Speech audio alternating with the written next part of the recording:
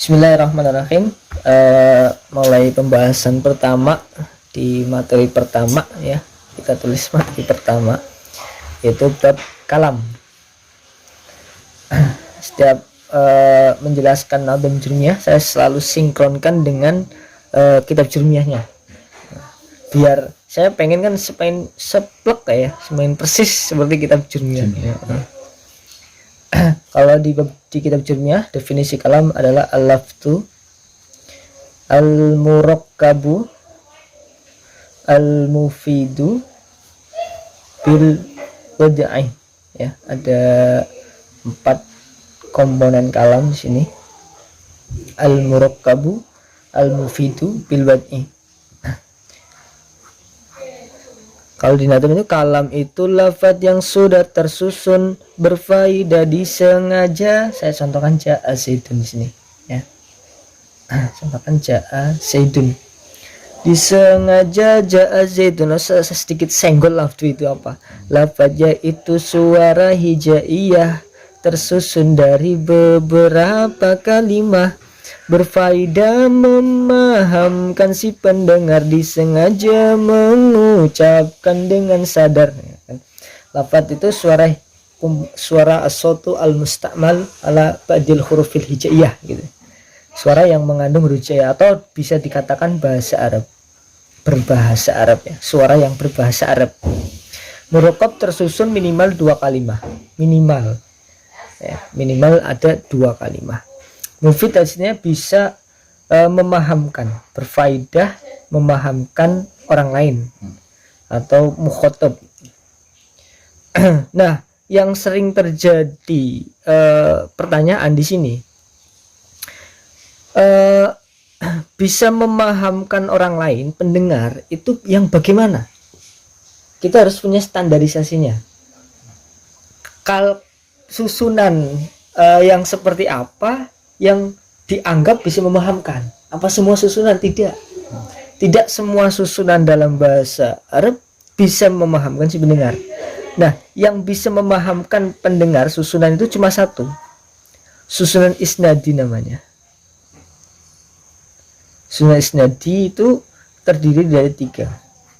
Yang pertama fi'il plus fa'il, ini susunan isnadi.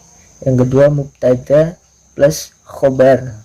Yang ketiga syarat plus jawab. Nah, ini namanya susunan isnadi. Jadi kalau ada susunan fi'il fa'il atau mubtada khobar atau syarat jawab, itu sudah susunan isnadi. Nah, kalau susunan isnadi pasti sudah mufid. Itu susunan yang dianggap mufid, yang sudah pasti memahamkan orang lain. Karena susunan tidak hanya isnadi, ada susunan idhofi, ada susunan majdi, tarkib masjid, tarkib idhofi, ya kan, banyak. Tapi tarkib masjid, tarkib idhofi itu tidak memahamkan, tidak berfaedah, tidak bisa memahamkan mukhatab menurut versi ulama nahwu, ya kan. Nah, contohkan saya di sini ja'a zaidun, atau bisa dicontohkan dengan mubtada khobar zaidun qaimun. Kenapa ja'a zaidun itu sudah dianggap lafaz? Karena bahasa Arab. Sudah dianggap murakkab sebelum sudah, karena sudah 2 kalimat ja'a dan zaidun. Murakkabnya yang berfaedah apa tidak? Sudah, karena dia berupa murakkab yang isnadi ya, yaitu masuk ke dalam susunan isnadi, yaitu fi'il dan fa'il. Nah, dia berarti sudah memenuhi ini. Tinggal yang terakhir disengaja mengucapkan dengan sadar, artinya tidak lindur, tidak yang lain ya. Itu kalau semua ini dipenuhi semua, maka sudah sudah dinamakan kalam. Kalam itu perkataan yang baik, perkataan yang baik dan benar. Kalau seandainya orang ngomong kok tidak memenuhi syarat kalam, berarti perkataan itu dianggap tidak baik, dianggap tidak benar menurut ulama nahwu, ya kan. Nah, sebenarnya kalau mau untuk baca kitab tidak usah bahas kalam, karena di kitab sudah perkataan baik semua. Iya. Ngapain kita harus tahu syarat-syarat kalam kalau kita nggak untuk nulis kitab ya. Ini kalau mendeteksi mana perkataan yang baik, mana perkataan yang buruk. Ya kalau mau nulis kitab bisa. Kalau mau baca kitab kan sudah nggak perlu dipilih-pilih mana yang baik, udah pasti baik semua. Sudah, kalau mau baca kitab ini harusnya dibuang aja. Harusnya ya. Cuma ini gambaran saja lah ya. Oh, di kitab itu sudah kalam semua lah pasti. Ya, gitu. Nah, karena kalam itu terjadi dari beberapa kalimat aslinya tersusun, maka kita juga harus bahas kalimah. Ya kan? Kalimah itu kalau di dalam jurnya belum didefinisikan apa itu kalimah. Kalau dalam Imriti sudah dikatakan kalamuhum lafdun mufidun musnadu wa kilmatul lafdul mufidul mufrodu. Nah, itu di Imriti. Ini al-lafdu al-mufidu al-mufrodu. Ini definisi kalimah dalam Imriti. Saya pakai di nagum saya. Kalimah itu lafaz bermakna satu. Seperti aina dah. Saya contohkan di sini aina zahabat al mar'atu. Contoh dinadum. Jadi kalimah itu dia lafaz. Mufid ini bukan berfaedah. Mufid ini punya arti dia. Cukup mempunyai makna atau arti. Misalkan kolamun itu punya arti pulpen. Tapi kalau dibalik mulako misalnya. Mulakun misalnya. Misal kayak biasanya jaizun dibalik menjadi daizun. Zaidun itu enggak punya arti. Walaupun susunan bahasa Arab, suara bahasa Arab, tapi karena tidak punya arti bukan kalimah namanya. Yang dianggap kalimah dia yang punya arti. Ya. Seperti kalau saya contohkan aina zahabat almaratu. Aina itu di mana? Ini kalimat huruf. Zahabat kalimat fiil, almaratu kalimat isim. Nah, saya contohkan juga. Ini kalau kita tarik, kalau kita gambarkan ke dalam bahasa Indonesia, kalimat itu kan kata ya. Ya. Kata itu terdiri dari beberapa huruf abjad. A, B, C, D dan seterusnya. Susunan huruf A, B, C, D disusun kalau sudah punya arti maka menjadi kata. Misalkan contoh B disusun dengan U, disusun dengan A, disusun dengan A buah. Ini sudah arti. Ini berarti kata. Ya kan? Yeah. Kalau dibalik H, U misalnya nggak punya arti, berarti dia bukan kata. Sama dengan kalimat ini. Susunan, kalau kalimat berarti susunan huruf hijaiyah. Huruf hijaiyah yang alif, ba, ta disusun kalau sudah punya arti. Misalnya alif disusun dengan ba menjadi abun, punya arti ayah. Ini berarti sudah kalimah. Ya. Nah, nanti kalimah ini kalau disusun-susun menjadi kalimah kalau disusun menjadi kalam. Kata kalau disusun menjadi kalimat. Ya kan? Sama persis sama di Indonesia. Susunan dari beberapa kalimah itu akan menjadi kalam. Susunan dari beberapa kata akan menjadi kalimat. Misalnya, nah itu. Ini gambaran kalam dengan kalimat. Ya. Sedikit gambaran. Oleh Nadum Jurmiyah itu kalimat itu lafaz bermakna satu seperti aina zahabat almar'atu. Nah, ini perbedaan kalimah dan kalam. Nah, kita sebutkan. Terus setelah tahu sudah definisi kalimat, kita ke pembagian kalimat. Kalimat itu ada 3 macamnya. Isim, fi'il, huruf yang ada maknanya, ya kan? Saya tambahi yang ada maknanya. Kalau karena kan di jumlah ja'ali maknan. Ya kan? Di jumlah waqsamu salah satu ismun wa fi'lun wa harfun ja'ali manan, ya kan? Kenapa di sini harus ada ja'ali manan? Rahasianya nanti. Kita ini dulu bahas ja'ali manan ini juga kadang pertanyaan. Kenapa kok kalimat huruf ditambah ja'ali manan, ya kan? Karena kalau ditarik kesimpulan, kalimat huruf itu ada 2 macam. Ada huruf mabani namanya, ada huruf ma'ani. Huruf mabani itu huruf hijaiyah. Alif, ba, ta itu dinamakan huruf mabani. Tidak punya arti. Alif itu tidak ada artinya. Ba juga tidak ada artinya. Tapi kalau huruf ma'ani ini huruf kalimat huruf yang sudah punya arti. Arfi sudah ada artinya. Di dalam. Ala sudah ada artinya. Di dalam. Namanya huruf ma'ani. Nah, yang dimaksud di jumlah pembagian kalimat ada yang ma'ani. Kenapa ma'ani? Ya, ini ditulis ja'ali manan. Ya, ja'ali manan ini ai ma'ani. Kalau ismun wa fi'lun wa harfun ja'a limaknane. Limaknan ja'a limaknan dia ma'ani ya. 5 huruf yang dimaksud di sini adalah bukan huruf mabani tapi huruf yang ma'ani. Sekarang setelah kalimah 3 bagiannya kita definisikan satu persatu. Saya bisa definisikan begini. Kalimah itu ada 3 macamnya. Isim, fi'il, huruf yang ada maknanya. Isim itu yang bermakna, dia bermakna tak berzaman bila zamanin. Ada 2 poin dalam definisi kalimat isim. Kalau dalam biasanya dalam muhtasor itu kalimatud dalat alal maknan fi nafsiha walam taktarin bi ahadil asminah as-salasah, kan gitu. Kalimat yang menunjukkan makna tapi tidak bisa bersamaan zaman. Ya, saya singkat simpel aja, maknan bila zamanin.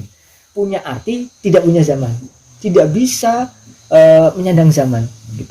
Beda kalimat fi'il. Fi'il jid punya arti dengan sendirinya. Sudah sempurna juga. Terus dia bizamanin. Selalu bersamaan dengan zaman. Semua kalimat fi'il pasti ada zamannya gitu. Kalau huruf dia punya maknan bi ghairiha. Nah, bi ghairiha. Dia kalimat huruf itu punya arti kalau ini arti yang sempurna maksudnya. Dia sudah punya arti, fi ini sudah ada arti. Tapi arti kalimat fi itu tidak akan sempurna kalau tidak disambung kalimat lain. Ini kalau di mukhtasar itu kalimatun dalam alaman bi ghairiha. Dia akan punya makna yang sempurna kalau disambung dengan kalimat lain. Nah, itu. Ini namanya kalimat huruf. Nah, cuma kalimat jauh Indonesia ya. Kalimat itu lafaz kalimat itu ada 3 macamnya. Isim, fi'il, huruf yang ada maknanya. Isim itu yang bermakna tak berzaman. Fi'il itu yang bermakna dan berzaman. Huruf itu takkan sempurna maknanya jika tadi sambung kalimat lainnya. Ada ini ada semua di nadam. Makanya saya bikin yang semua di nadam. Ya jumlah lebih lah, ini enggak jumlah belum terlalu detail ini. Terlalu. Tapi agak terambil karena ini menurut saya penting gitu. Definisi isim, fi'il, huruf itu penting. Karena di jumlah belum dijelaskan.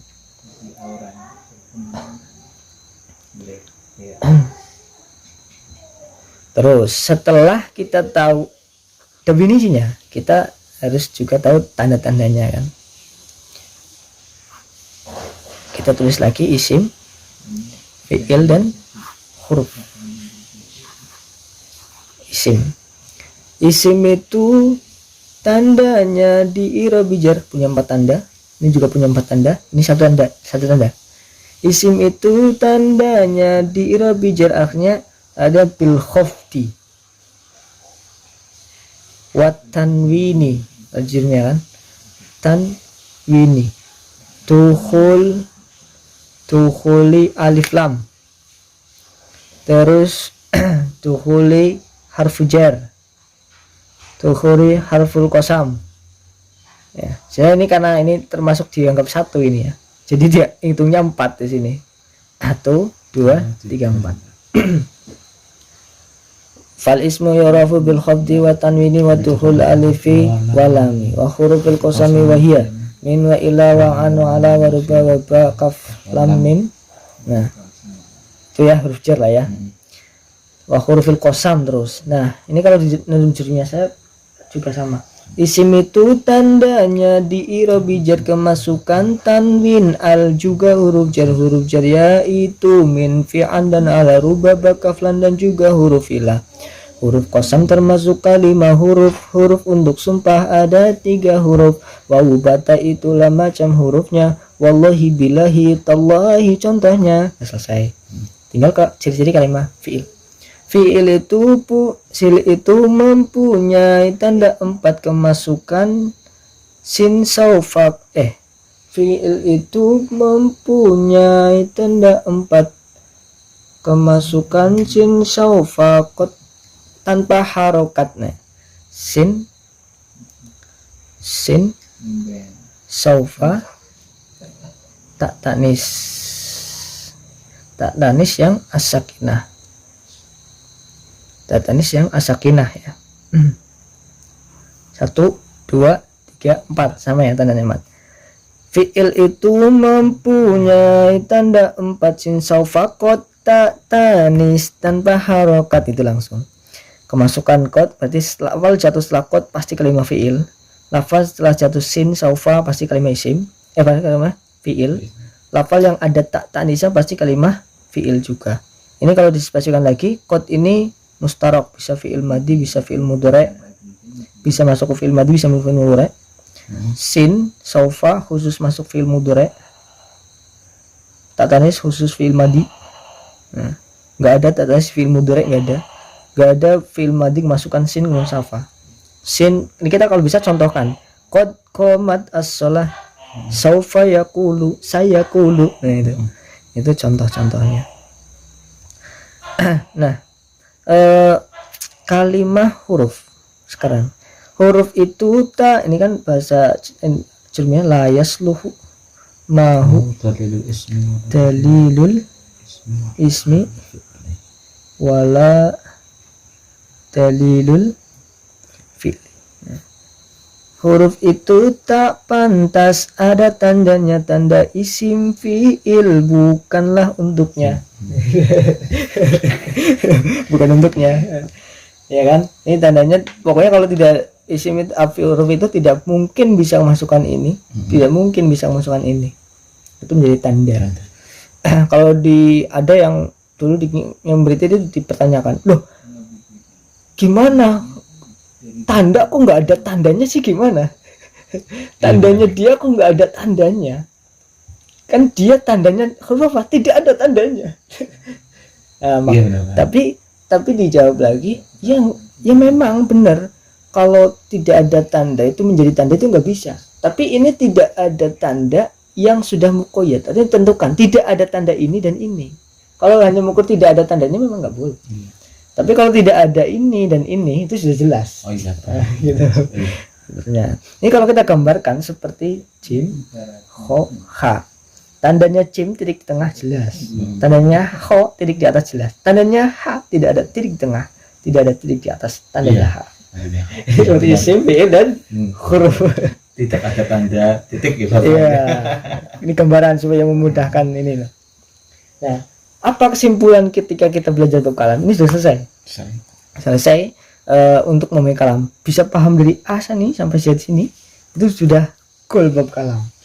Ya, jadi harus tahu definisi kalimah, kalimah, pembagian kalimah, ciri-cirinya. Ada poin ini kan? 1, 2, 3, 4, ya kan? Definisi kalam, definisi kalimah, pembagian kalimah, ciri-ciri. 4 ini poin harus tersampaikan semua. Goalnya apa? Kita juga harus memetakan ketika sudah paham ini nih, nanti imbasnya apa nih? Ya kan? Bukti kalau sudah paham ini apa? Dia bisa menentukan dalam misalkan Bismillahirrahmanirrahim. Bismillah ini dia sudah belajar kalimah. Di Bismillah ini tentukan berapa kalimah dan bisa menyebutkan kalimah apa saja. Bismillahirrahmanirrahim berapa kalimah? Tes untuk tesan. Ini bi kalimah apa? Iya. Benar. Isim fi'il huruf misalnya. Yang paling cocok dengan definisinya mana? Ya kan? Kalau belum hafal misalkan ya. Kalau udah hafal kan udah pasti bisa. Terus ismi kalimah apa? Oh ini pas jatuh setelah huruf jar. Ada nih di sini. Harus ditentukan. Iya. Ya kan? Imbasnya itu hasil akhir mempelajari kalam, dia harus sudah bisa menentukan, ya walaupun nggak sempurna ya, nggak sempurna 100% bisa, dia harus bisa menentukan ini isim, ini fi'il. Ya, sampai kasih teks 1 baris saja, suruh membuktikan ini dengan analisis pengetahuan. Jet sudah tahu definisi dan ciri-ciri. Pertama kita lari ke ciri-ciri dulu. Di lafal itu ada ciri-cirinya enggak? Kalau misalkan nggak ada ciri-cirinya, baru lari ke definisi. Definisinya ada zamannya enggak? Bisa kemasukan zaman enggak? Misalkan kayak kolamu, misalnya ada kolama, ini artinya pulpen, kita tahu artinya. Lah ini bisa nggak kemasukan zaman? Kan bedanya isim sama fi'il, kalau di definisi dia ada zamannya apa enggak saja. Dia kalau bisa dikasih zaman apa enggak? Mungkin dikasih zaman aja. Sudah pulpen, sedang pulpen, akan pulpen, nggak bisa. Berarti pasti isim. Iya. Kenapa? Karena tidak bisa Tidak ada. bisa disandang zaman. Beda lagi kalau namat, ini artinya tidur. Tapi ini kita harus tahu artinya dulu. Iya. Nama tidur artinya. Nah, tidur ini pantas nggak dikasih zaman?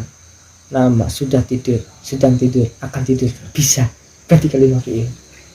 Gitu. Secara analisanya. Iya. Ketika kita lihat mau analisis, kita harus tahu ciri-cirinya dulu. Kan kadang nggak ada ciri-cirinya, Iya. ya kan? Kalau nggak ada ciri, kita harus lari ke definisi. Definisi kayak tadi, membedakan isim dan fi'il itu dengan berzaman atau tidak. Kalau kalimat huruf ini nggak usah dicari, ini harus dihafalkan. Iya. Harus menghafal kalimat huruf yang di jurnya khususnya. Iya. Ada 12 kan. Huruf jariyah itu min fi'an dan lalu babakaflan dan juga huruf ila, huruf kosam 3. 12. Huruf jarnya ini 9, ini 3. Nah, kalimat huruf nggak usah dicari perbedaan isim dan fi'il, ini cuma harus dihafalkan. Kalau sudah bukan kalimat huruf berarti kan tinggal ini sama ini. Iya. Membedakan ini sama ini di zamannya. Ya kan? Goalnya sudah bisa menentukan walaupun tidak 100% ya. Ya. 80% itu sudah berhasil membedakan mana isim, mana fi'il, mana huruf. Karena goalnya itu itu enggak. Tetap ya. Ini di kalimat di bab Iya. kalam ini.